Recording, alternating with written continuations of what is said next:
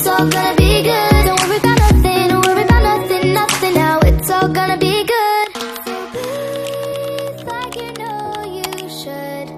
Yeah, breathe till you've understood. Until you're feeling like yourself again. Feel it, Assalamualaikum warahmatullahi wabarakatuh. Halo semuanya, perkenalkan aku Fatimah Az-Zahra dengan NIM 112300007. Aku merupakan salah satu mahasiswa semester 5 di Universitas Linggabuana PGRI Sukabumi, Fakultas Sosial dan Ekonomi, Program Studi Akuntansi.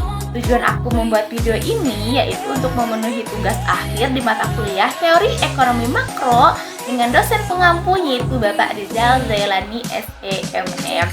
Dan materi yang akan aku bahas yaitu mengenai konsep dasar ekonomi makro. Jadi, model ekonomi makro itu sebenarnya cara penyederhanaan semua aktivitas besar dalam ekonomi supaya kita bisa memahami hubungan antara konsumsi, investasi, tabungan, pengeluaran pemerintah, serta ekspor dan juga impor. Ada beberapa jenis model makro yang bisa digunakan. Yang pertama, ada model klasik dan Keynesian.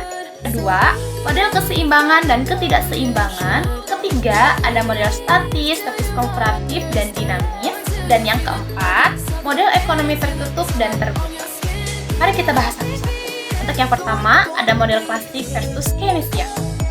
Model klasik percaya bahwa pasar selalu bisa menyesuaikan diri, harga fleksibel, dan supply akan menciptakan demand-nya sendiri. Tapi model Keynesian melihat bahwa ekonomi bisa mengalami resesi atau pengangguran, jadi dibutuhkan peran pemerintah. Dan yang selanjutnya ada model keseimbangan dan ketidakseimbangan.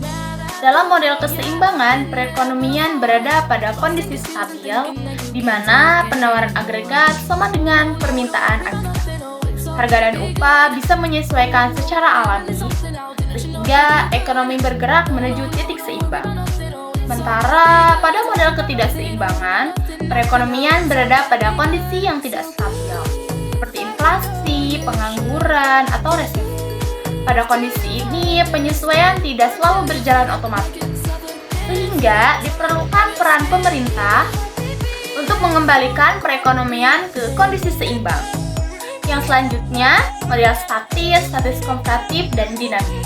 Model statis menggambarkan kondisi ekonomi di satu titik waktu. Model statis komparatif membandingkan kondisi sebelum dan sesudah perubahan. Sementara model dinamis melihat perubahan ekonomi dari waktu ke waktu. Dan yang selanjutnya, model ekonomi tertutup dan terbuka.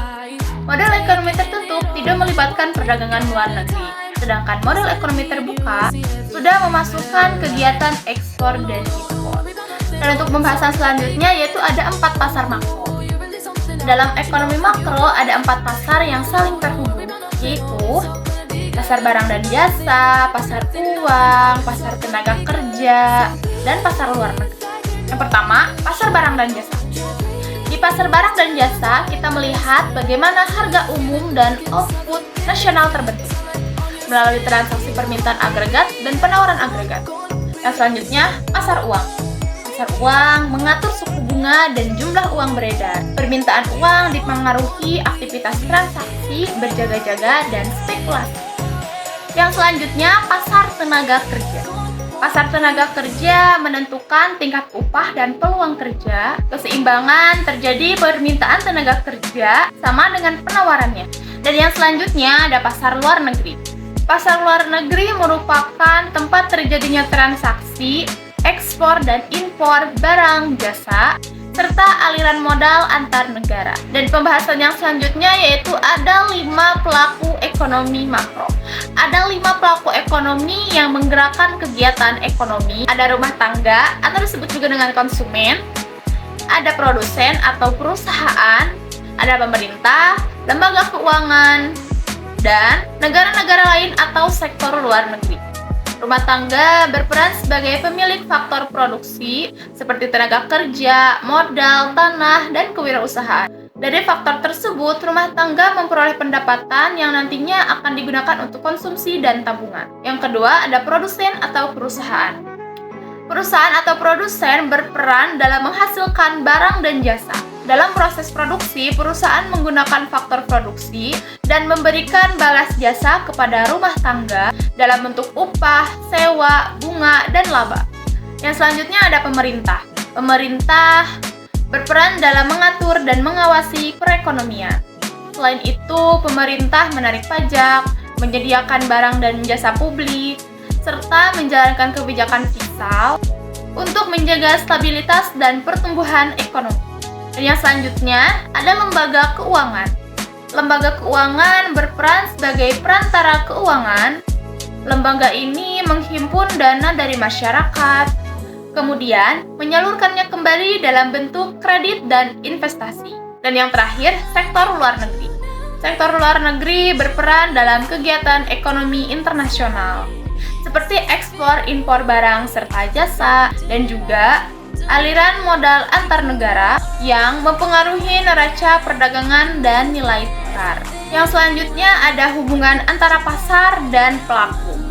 Kelima pelaku ini saling berinteraksi di berbagai pasar dalam perekonomian. Dari interaksi tersebut terbentuk aliran pendapatan nasional yang terus berputar dalam sistem ekonomi. Sebagai kesimpulannya, ekonomi makro membantu kita memahami bagaimana perekonomian bekerja secara keseluruhan. Melalui berbagai model ekonomi makro, kita dapat melihat bagaimana hubungan antara konsumsi, investasi, pengeluaran pemerintah, serta kegiatan ekonomi dengan luar negeri.